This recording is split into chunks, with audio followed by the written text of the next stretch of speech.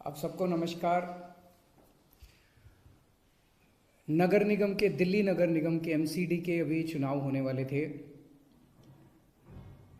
9 तारीख को जो दिल्ली चुनाव आयोग है, स्टेट इलेक्शन कमीशन है दिल्ली का, उन्होंने सुबह सुबह एक प्रेस इनविटेशन भेजा कि आज शाम को 5 बजे चुनाव आयोग एमसीडी के चुनावों की तारीख का ऐलान करेगा, डेट्स ऐलान करेगा, किस तारीख को नॉमिनेशन होगा, किस तारीख को विड्रॉ किया जा सकता है, चुनाव किस तारीख को होंगे।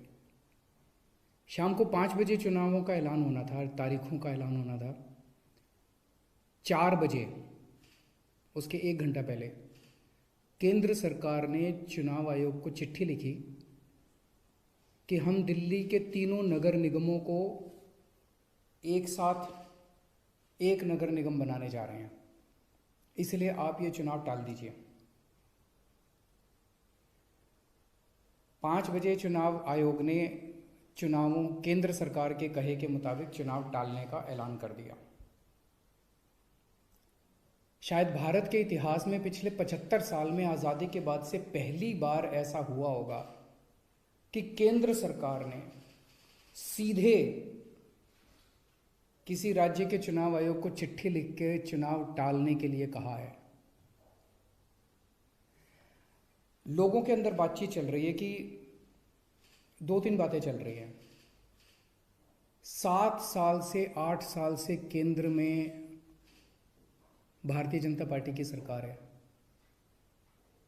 8 साल, अगर इनको तीनों एमसीडीज को एक साथ करना था, इकट्ठा करना था, 8 साल में इन्होंने क्यों नहीं किया?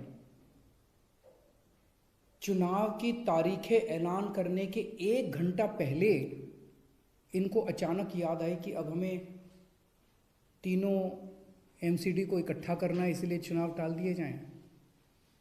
तो लोग कह रहे हैं कि एमसीडी को इकट्ठा करना, एक करना तो बहाना है, मकसद चुनाव टालने का था। क्योंकि बीजेपी को लग रहा था कि दिल्ली में अब अगर चुनाव होंगे तो आम आदमी पार्टी की ज़बरदस्त लहर है, बीजेपी उस लहर में बह जाएगी और बीजेपी हार जाएगी, इसलिए चुनाव टालने के मंशा से ये किया गया।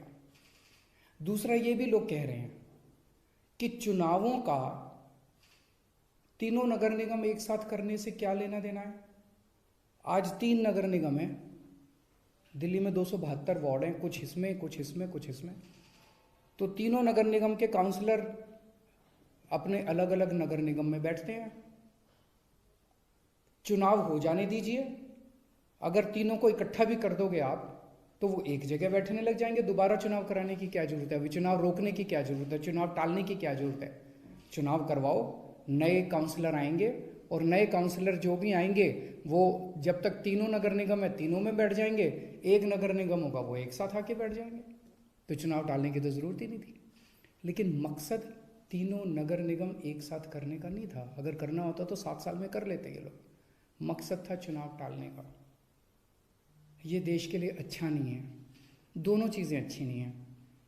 जो केंद्र सरकार ने चिट्ठी लिख के चुनाव टालने को कहा वो भी ठीक नहीं है, और चुनाव आयोग केंद्र सरकार के सामने झुक गया और चुनाव टाल दिए, ये भी अच्छा नहीं है जनतंत्र के लिए। मेरी हाथ जोड़ के प्रधानमंत्री जी से अपील है, प्रधानमंत्री जी, सरकारें आती जाती रहेंगी, कल आप भी नहीं होंगे, कल मैं भी नहीं होऊंगा।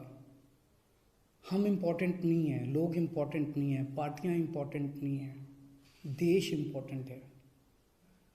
अगर हम चुनाव आयोग को दबाव डाल के चुनाव कैंसिल कराते हैं, इससे चुनाव आयोग कमज़ोर होता है, और चुनाव आयोग कमज़ोर होता है, चुनाव कैंसिल होते हैं तो देश कमज़ोर होता है। हम सबको मिलकर देश की रक्षा करनी है। किसी भी हालत में हमें इंस्टीट्यूशंस को कमज़ोर नहीं होने देना।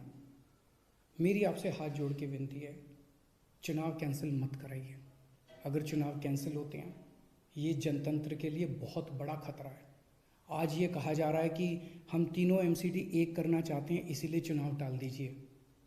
कल को मान लो लोकसभा का चुनाव है, उसके पहले अगर कहा जाएगा कि ये पार्लियामेंट्री सिस्टम अच्छा नहीं है, हम प्रेसिडेंशियल सिस्टम लाना चाहते हैं, संविधान में बदलाव करना चाहते हैं, इसलिए चुनाव टाल दीजिए।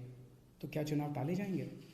मान लो कल को कोई स्टेट असेंबली का चुनाव है, ये कहा जाएगा कि हम 2 राज्यों को इकट्ठा करना चाहते हैं, इसीलिए चुनाव टाल दीजिए। तो क्या चुनाव टाल दिए जाएंगे? क्या जनतंत्र के अंदर चुनाव ऐसे टाले जा सकते हैं? ये बहुत बड़ा प्रश्न है।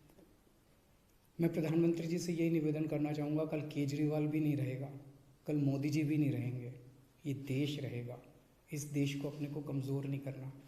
मुझे नहीं पता कि राज्य के हमारे जो स्टेट इलेक्शन कमिश्नर हैं उन पे ऐसा क्या प्रेशर डाला गया, उनको क्या धमकी दी गई, इनकम टैक्स की, ईडी की, सीबीआई की कोई धमकी दी गई, या वो अभी अप्रैल में रिटायर हो रहे हैं तो उनको पोस्ट रिटायरमेंट कोई लालच दिया गया, मुझे नहीं पता क्या दिया गया, लेकिन वो तुरंत 1 घंटे के अंदर चुनाव टालने को तैयार हो गए। ऐसे संस्थाएं कैसे चलेंगी? और मैं हमारे स्टेट इलेक्शन कमिश्नर से भी कहना चाहूँगा कि सर, अगर आप ऐसे चुनाव टाल देंगे, ये तो जनतंत्र ही नहीं बचेगा। हम लोगों ने आज़ादी किस लिए पाई थी? इस देश ने आज़ादी किस लिए पाई थी? जनता का राज है, जनतंत्र है इस देश के अंदर। आप ऐसे चुनाव टाल देंगे तो जनतंत्र ही नहीं बचेगा। मुझे नहीं पता आपके ऊपर क्या प्रेशर डाला जा रहा है, मुझे नहीं पता आपको क्या धमकी दी जा रही है या क्या लालच दिया जा रहा है, लेकिन सर, जो भी आपको धमकी दी जा रही है, जो भी आपको लालच दिया जा रहा है, बाहर आके बता दीजिए देश को, सारी जनता को बता दीजिए। देश आपके साथ खड़ा होगा, पूरा देश आपका साथ देगा। पर झुकिए मत सर, किसी के सामने मत झुकिए। देश की बात है, जनतंत्र की बात है। नमस्कार।